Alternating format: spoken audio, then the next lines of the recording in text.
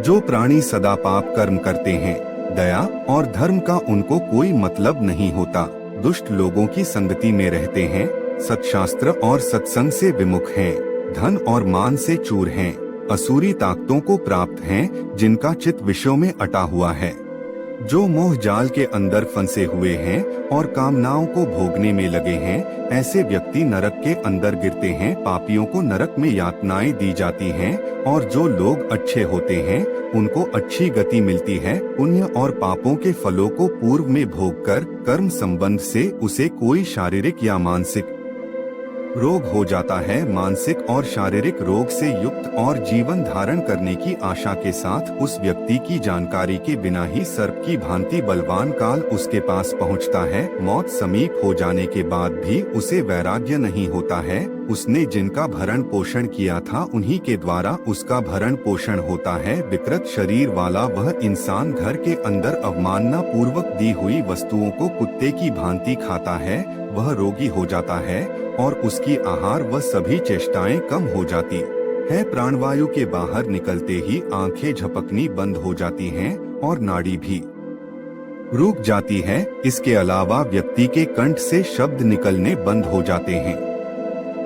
चिंतामग्न और स्वजनों से घिरा हुआ और सोया हुआ वह व्यक्ति काल के वशीभूत होने के कारण बुलाने पर भी नहीं बोल पाता है। कुटुंब के भरण पोषण में लगा हुआ वह व्यक्ति अंत में रोते बिलखते बंधे बांधुओं के बीच चेतना शून्य हो जाता है, मतलब मर जाता है। उस क्षण प्राणी को दिव्य दृष्टि प्राप्त हो जाती है और उसके बाद वह व्यक्ति लोक और परलोक को देखने लग जाता है, लेकिन कुछ भी कहना नहीं चाहता है। जैसे ही यमदूत पास आते हैं, इंद्रियां विकल हो जाती हैं और चेतना खत्म हो जाती है। प्राणवायु के अपने स्थान से चले जाने पर यह एक क्षण भर की कल्पना के समान होता है। उस समय उस व्यक्ति को 100 बिच्छुओं के डंक मारने जैसी पीड़ा होती है और उस व्यक्ति का मुख लार से भर जाता है। पापी जनों की प्राणवायु गुदा मार्ग से बाहर निकालते हैं। हाथों में तलवार धारण किए, नग्न और दांतों को कटकटाते हुए, क्रोधपूर्ण नेत्रों वाले यम के दूत कौवे के समान काले होते हैं। उनके केश ऊपर की ओर उठे होते हैं, वे टेढ़े मुख वाले होते हैं। उनके भयंकर रूप को देखकर मरणासन्न प्राणी मल और मूत्र त्याग देता है। अपने भौतिक शरीर को छोड़कर हाय हाय करता हुआ इंसान यम के दूतों के द्वारा गले में पास बांधकर खींचा जाता है। इस दौरान यम के दूत उसे डराते हैं और नरक की यातनाओं के बारे में बताते हैं, जिससे वह बुरी तरह से भयभीत हो जाता है।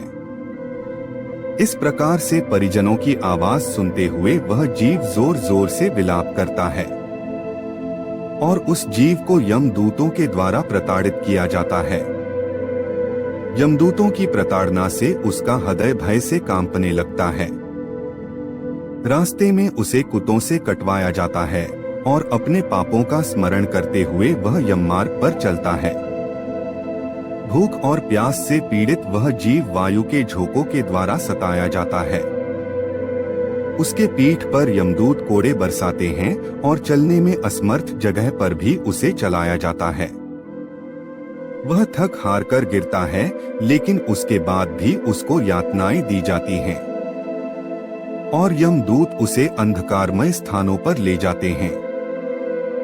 2 या 3 मुहूर्त में वह जीव यमनगरी पहुंच जाता है। वहां पर उसको नरक के अंदर दी जाने वाली यातनाओं को दिखाया जाता है। उसके बाद यम की आज्ञा से वह मनुष्य यम के साथ दोबारा मनुष्य लोक के अंदर आता है और यहाँ पर आकर वह वापस देह में प्रवेश करने की इच्छा रखता है, लेकिन यमदूत उसे पास में बांधे रखते हैं, जिससे जीव भूख और प्यास से तड़पता है। वह आतुर काल के अंदर पुत्रों के द्वारा दिए गए पिंडदान को प्राप्त करता है। उसके बाद भी उसे तृप्ति नहीं मिलती है। पापी लोगों के पास यह दान भी नहीं ठहरता है। इस प्रकार से पापी लोग आतुर होकर यम मार्ग में चलते हैं और जिनका पिंडदान नहीं होता है वे कल्प पर्यंत प्रेत बनकर निर्जन वन में भ्रमण करते रहते हैं। और बहुत दुखी रहते हैं। सैकड़ों कल्प वर्ष बीत जाने के बाद भी बिना भोगे कर्मफलों का नाश नहीं होता है, और अपने कर्मफलों को भोगे बिना जीव को इंसान का जीवन नहीं मिल पाता है। इसलिए पुत्रों को चाहिए कि 10 दिन तक पिंडदान करे। पिंडदान 4 भागों के अंदर बंटे होते हैं। 2 भाग तो प्रेत के देह की पुष्टि के लिए होते हैं, तीसरा भाग यमदूतों को मिलता है और चौथे भाग से जीव को आहार मिलता है।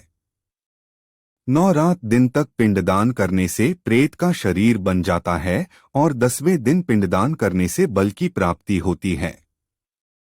देह के जल जाने के बाद पिंडदान से दोबारा एक देह प्राप्त होती है, जिसकी वजह से प्रेत यममार्ग के अंदर यातना भोगता हुआ चलता है। बाद में जीव इस देह को भी छोड़ देता है। पहले दिन पिंडदान से प्रेत का शरीर बनता है, दूसरे पिंडदान से गर्दन बनती है, तीसरे पिंडदान से हृदय बनता है, चौथे पिंडदान से पीठ, 5वें से नाभि बनती है, छठे और 7वें से कमर और गुदा पैदा होते हैं, 8वें पिंडदान से जांघें, 9वें से घुटने पैदा होते हैं। इस प्रकार से जीव की 10वें पिंडदान से भूख और प्यास जागृत हो जाती है।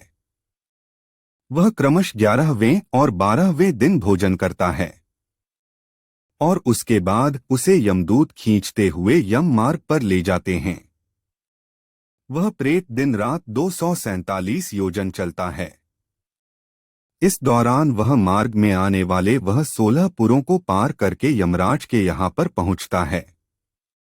उन 16 पुर के नाम कुछ इस प्रकार से है: सोमयपुर, सौर्यपुर, नगेंद्र भवन, गंधर्वपुर, शैलागम, क्रौंचपुर, क्रूरपुर, विचित्र भवन, ब्रहापतपुर, दुखदपुर, नानाक्रंदपुर, सुप्त भवन, रौद्रपुर, पयोवर्षणपुर, शीताढ़पुर, बहुभीतिपुर को पार करने के बाद जीव यमलोक जाता है। तो मित्रों, आज हमने जाना पापी प्राणी कैसे यममार्ग से होते हुए यमलोक तक पहुंचता है और उसके बाद यमलोक में उसे किस तरह की यातनाओं का सामना करना पड़ता है। यह सब हम जानेंगे अगले वीडियो में। और अगर आप इस तरह के और भी धार्मिक कर्मकांड और वेद पुराणों के रहस्य के बारे में अपना ज्ञान वर्धन करना चाहते हैं तो हमारे इस वीडियो को लाइक करके चैनल को सब्सक्राइब कर ले और साथ ही बेल नोटिफिकेशन जरूर ऑन कर ले।